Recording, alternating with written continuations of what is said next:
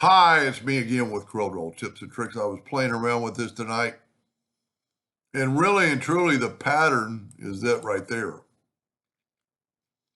And it really, if you change it to a 0, it changes like that. This is your goal, and the reason I decided to make the video is there's a couple of factors that you need to consider when you're drawing this. We need to draw a rectangle. We're going to unlock our ratio. We're going to make it 2 inches wide by 4 inches tall, and I'm going to hit P. We've got to be somewhat symmetrical. I'm going to go to object and convert it to a curve. I'm going to take my shape tool and select all the nodes, and I'm going to hit plus key. I'm going to set my nudge factor on 1 inch. I'm going to take my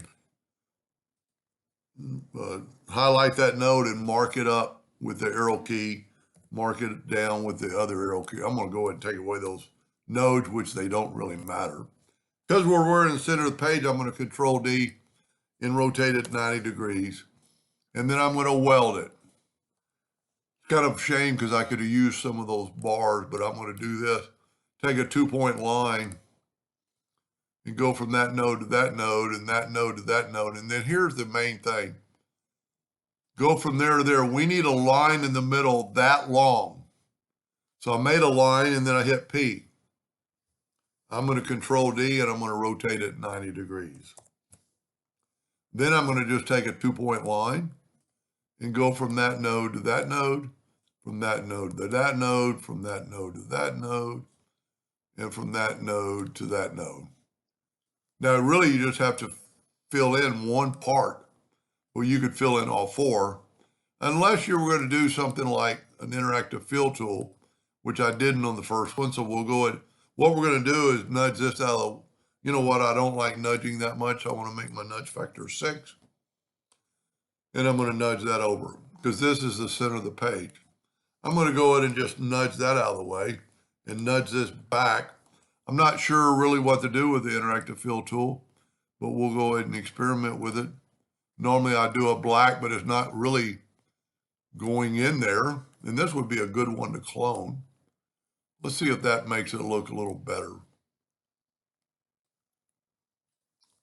Control D to duplicate it, alternate C to have it rotate from the center and rotate it 90 degrees.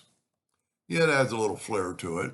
But then what I did is I Control G and I rotated it 45 degrees and I made it with my ratio locked now.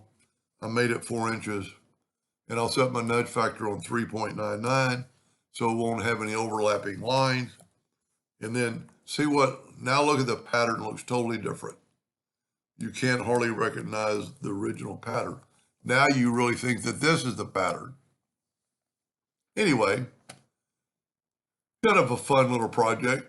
And you could always, like always, you could select it, hold down the shift key and double click the rectangle and make the rectangle black, go up to object, order, back a page, and now you got, well, it did help with the interactive fill tool, kind of a neat pattern.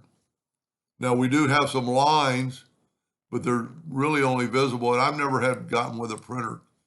But if we made the lines blue, you know, you could add to it, you could make them black, and wow, look at that, completely change it. I like the original better. Anyway, just playing around. Hope that helped. Thank you for watching.